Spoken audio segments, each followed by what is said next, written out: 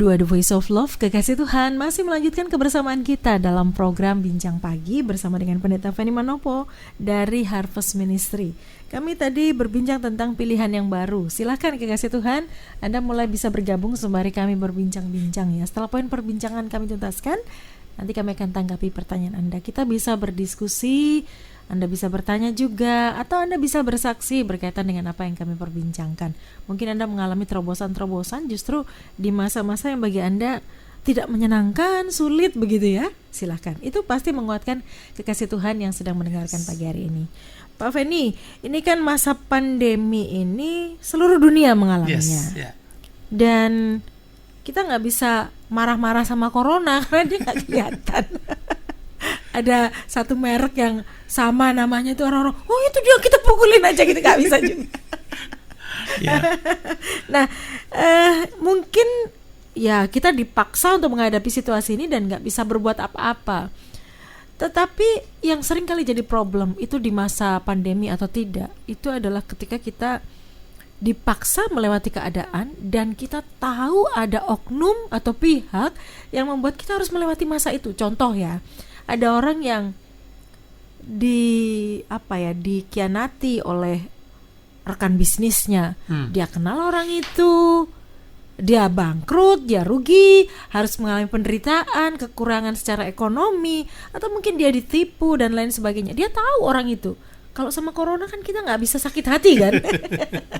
Nah, problemnya adalah ketika kita menghadapi situasi yang kita tahu penyebabnya, kita tahu orangnya, itu bikin kita sakit hati dan rasanya pengen balas, nggak terima gitu loh Pak. Nah, bagaimana dengan situasi seperti ini? Nah gini, kalau kita lihat ya dari terang firman Tuhan, bahwa sebelum bangsa Israel mereka itu menduduki negeri, ada satu perintah yang saya bilang tidak pernah diubah oleh Tuhan, baik masa lalu atau zaman lalu maupun zaman yang akan dihadapi oleh bangsa Israel yang disebut suasana yang baru tadi. Saya baca dulu firman Tuhan ini. Dikatakan dalam ayat yang ke-8 tadi, dikatakan begini, jadi kamu harus berpegang pada seluruh perintah yang kusampaikan kepadamu pada hari ini. Diulangi lagi ayat yang ke-13. Coba lihat ayat 13. Ini ya, setelah masuk di negeri yang baru itu, jika kamu dengan sungguh-sungguh mendengarkan perintah yang kusampaikan kepadamu pada hari ini, sehingga apa? Kamu mengasihi Tuhan Allahmu, kemudian seterusnya dan seterusnya.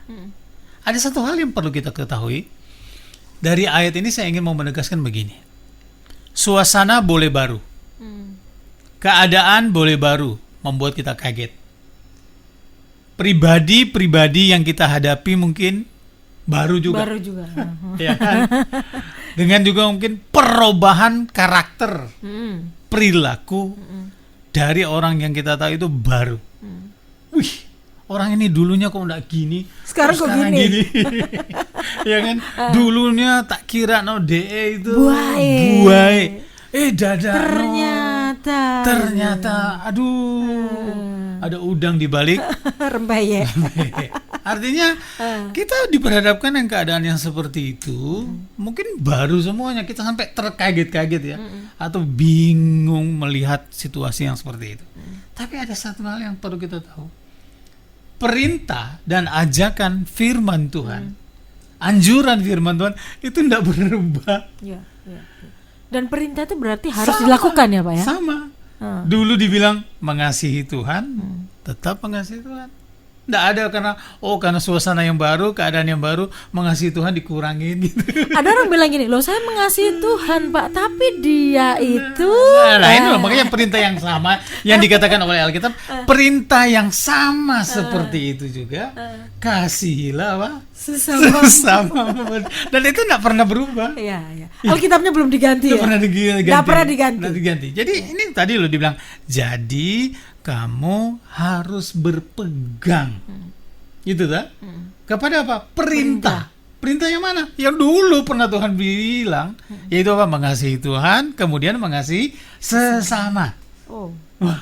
Itu tidak mudah loh. Tidak mudah. Ya. Nah, ini makanya saya Sebentar, bilang, Pak Feni oke. pernah nggak ngalamin? Nanti jangan-jangan kekasih Tuhan bilang gini, ya Pak Feni nggak pernah ngalamin sih diperlakukan gitu sama orang. Pak Feni pernah ngalamin? Dalam kehidupan kita sehari-hari, ya siapapun, ya jabatan apapun yang kita emban, entah itu dikatakan dalam pemerintahan, jabatan sosial kita di tengah-tengah masyarakat, bahkan gerejawi, yang notabene adalah hamba Tuhan. Waduh, saya mau bilang begini, hamba Tuhan kayak kami ini adalah sebetulnya bukan banyak salahnya, tapi serba salah. Serba salah. Kenapa Pak serba salah? Saya pakai istilah Curcol begitu. dikit ini ya. Serba salah ternyata ya. Jadi apa Satu tuh? contoh gitu ya. Tadi dibilang, wih kok penampilan sekarang kok beda. Orang bilang begini, iya dasar duniawi. Gitu ya? Ada yang bilang gitu ya?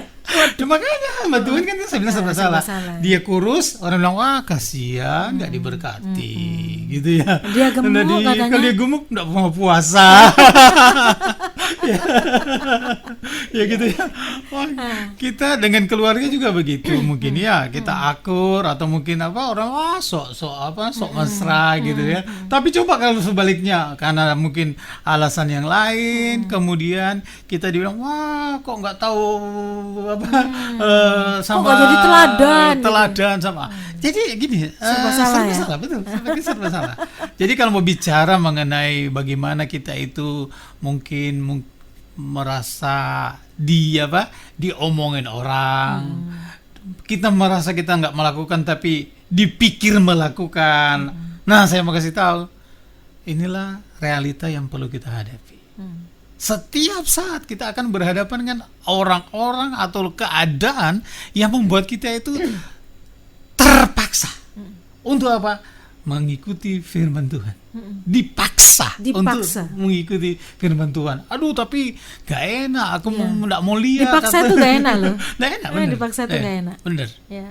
Nah, supaya kita nggak kita harus pahami ini. Ya. Di ayat yang ke-6 tadi, 8 tadi, dibilang begini. Ini yang perlu kita perhatikan. Supaya kamu kuat. Ya, orang bilang kuat-kuatkan hati. Kuat-kuatkan jiwa. Kuatkan tubuh. Semangat hidup. Kita harus itu ada dalam keadaan suasana itu. Karena memang ya, saya mau bilang kita mau ngomongin apa misalnya untuk corona ini ya, COVID ini, mau ngomongin apapun ya, selama dia memang belum hilang ya gimana, kita nggak bisa dengan cara apa. Sama juga dengan apa situasi kehidupan kita ketika berhadapan dengan pribadi-pribadi yang mungkin kata bahasa Jawanya bencekno gitu. Mengkhianati kita, merugikan kita. Apalagi misalnya terlibat masalah hutang piutang kan. Kita nagih malah dimarah gitu ya. Oh, memang belum kok. Lebih galak ya. Ada uang kok gimana? Lebih galak ya. Gimana? Ya memang ya selain itu kita mungkin cuma hanya bisa berdoa lah ya. Sampai orang itu betul-betul menyadari dan punya kemampuan untuk berbuat apa yang menjadi keinginan kita. Itu aja. Karena memang ketika kita marah-marah justru akan menimbulkan dosa bagi diri sendiri, bahkan mungkin kadang-kadang kutukan yang keluar dari ada orang terlibat hutang, mungkin piutang atau ditipu, terus dia ngutukin. Nah, gimana bisa dia akan mendapat berkat kita ngutukin terus? Jadi balik-balik. Pak Feni, itu situasi yang mungkin ada banyak orang sering menghadapinya ya. Siapapun yang menyebabkan kita dipaksa menghadapi kondisi yang tidak menyenangkan, itu kan urusannya dengan hati, Pak. Yes. Saya ini mau, Pak, mengasihi sesama, tapi hati saya tuh sakit. Nah, kadang-kadang ada yang bilang begitu. Saya tuh nggak terima. Kok enak? Firman Tuhan bilang kan ampuni, kasih sesama. Ya iya, firman Tuhan enak bilang. Saya nggak mudah untuk lakukan itu. Ada banyak orang yang kesulitan melakukan. Mungkin kalau orang itu baik sama kita lebih mudah ya mengasihi, mengampuni. Tapi orang itu sudah mencekno, bikin kita rugi, mengkhianati kita, begitu. Bagaimana kita bisa mengasihi atau praktek firman kepada orang seperti itu? Saya punya pengalaman dengan satu pelayanan dulu ya. Satu peristiwa waktu dalam satu pengembalaan ya, saya lupa itu udah tahun berapa ya, udah lama dah. Sementara saya mengonseling orang, ya ada sepasang calon pengantin, itu kan biasanya dikonseling. Pada waktu lagi konseling di kantor gereja waktu itu, tiba-tiba ada satu bapak, dia masuk nerobos pintu itu tanpa ketuk, dia langsung nerobos. Ketika dia terobos, saya kaget karena dia terobos dengan keadaan yang berdarah di pipi, pelipisnya ini. Saya tanya, lo ada apa? Saya pikir ada tindak kriminal apa. Nggak taunya dia langsung berlutut di samping saya, ya persis mejanya kayak gini juga. Dan yang konseling dengan saya itu yang dua orang ada di depan saya. Orang itu dia berlutut di situ. Kenapa, Pak? Dia bilang, Pak, tolong bela saya. Saya bilang, lo kenapa? Ada apa? Dalam beberapa saat kemudian muncul seorang wanita, lagi bawa balok. Lagi bawa balok. Ya bawa balok, lagi mengacung baloknya mau itu. mukul. Dia bilang, saya akan bunuh orang ini katanya. Saya bilang, loh, kenapa begitu? Waduh, dia bilang, pokoknya Bapak meskipun Bapak pendeta jangan berani-berani untuk bela ya orang ini bejat ini orang ini. Saya bilang, loh, ini orang ini siapa? Itu suami saya katanya. Terus saya bilang, kisahnya kenapa? Ini kisah nyata ya? Nyata. Kisah nyata. Kisah nyata. Dan saya waktu itu bilang, loh, ini ada apa? Ini kantor saya, tolong kalian keluar. Kalau tidak mau saya campur tangan, saya bilang karena memang bukan jemaat saya, bukan jemaat. Oke. Ya. Terus kenapa dia kok lari ke Bapak? Kenal sama Bapak? Dia tahu itu gereja. Dan itu tetangga. Tetangga gang sebelah. Tetangga gereja. Gang sebelah gitu ya. Oke. Tapi dia orang Kristen. Kemudian pada waktu itu saya tanya, ada apa kok sampai sebegininya gitu loh. Kemudian si wanita itu berkata begini kepada saya, kalau Bapak jadi saya, pasti juga Bapak akan melakukan hal yang sama katanya. Saya penasaran loh, kenapa, ada apa? Saya suruh yang dua orang ini keluar dulu. Nanti mereka takut menikah nanti.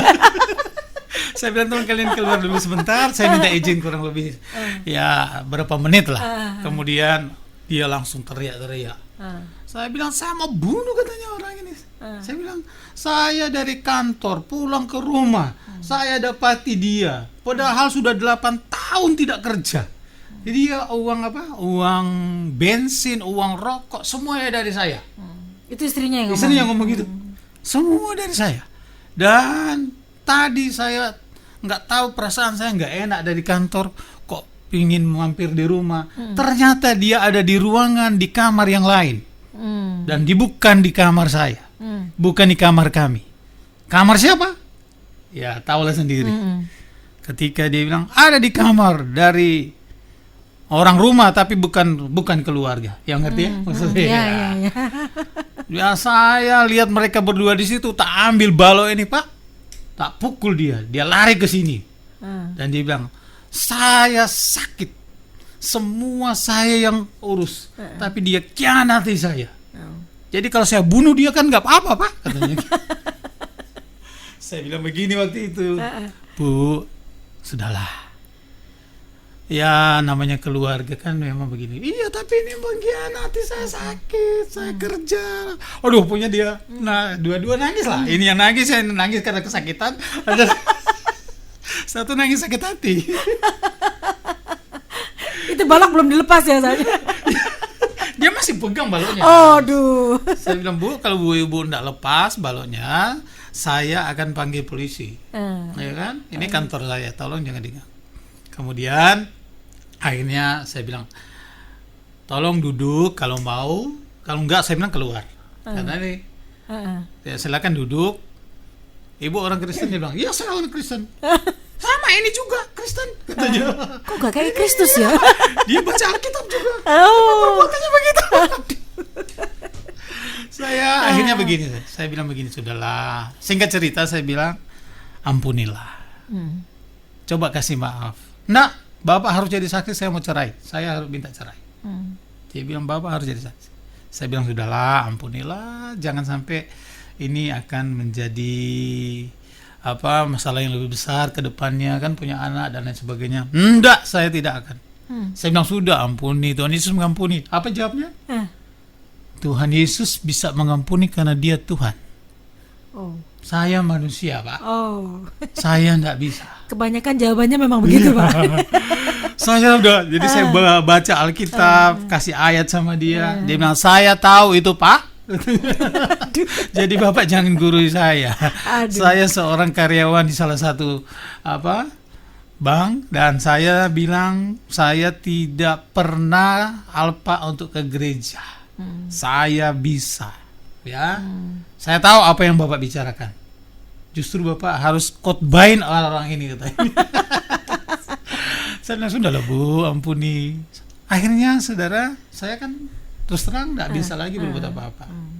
Kemudian waktu itu lagi top ya, atau lagi asik-asiknya orang nyanyikan lagu mengalir kasih dari tempat tinggi.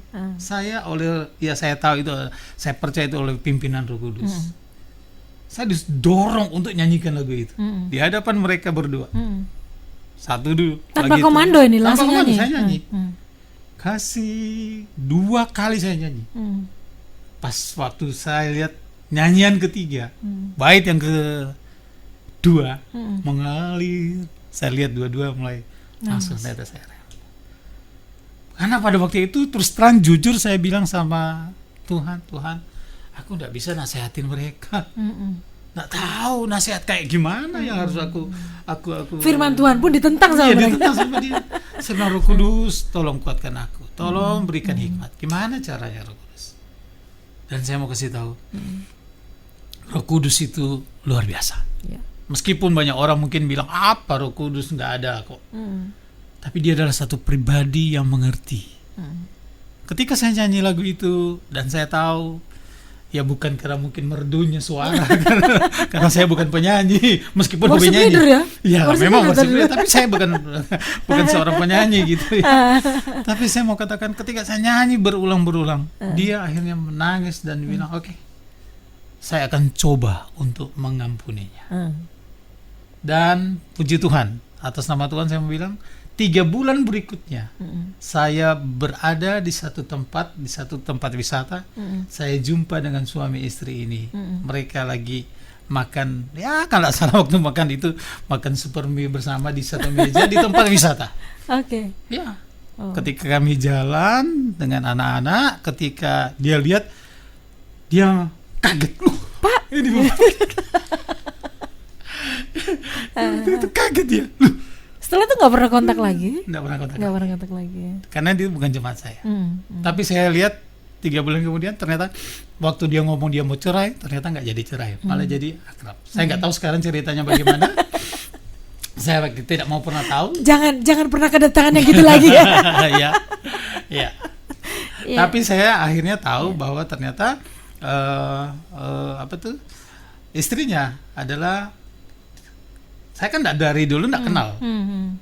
Tapi lewat peristiwa itu ternyata istrinya itu kenal juga dengan istri saya. Baru tahu saya.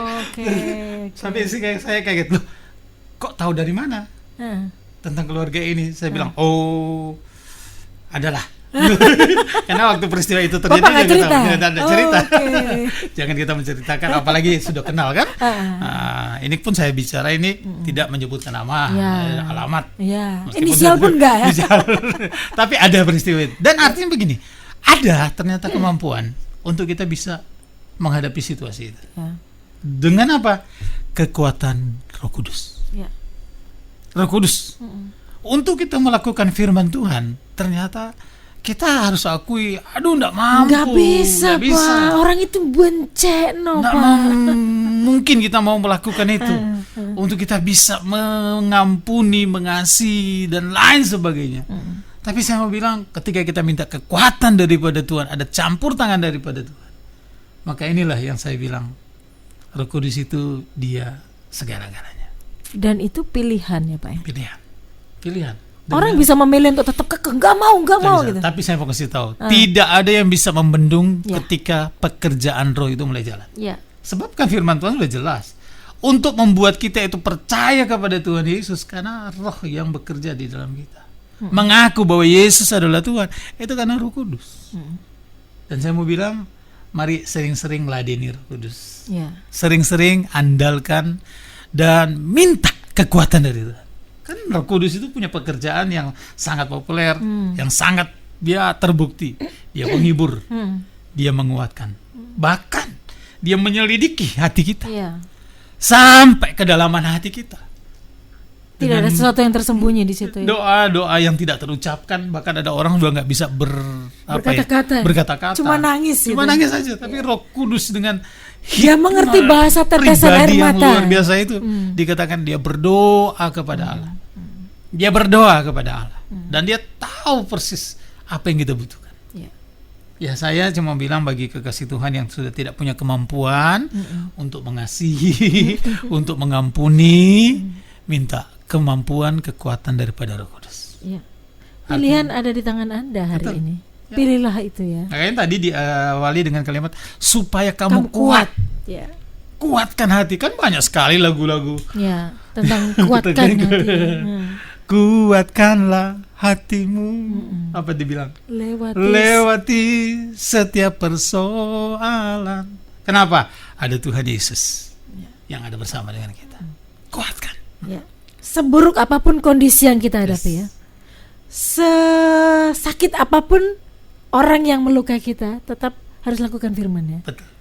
Makanya dalam firman Tuhan mungkin kita pernah baca dan sering kita jadikan ayat hafalan. Jagalah hati.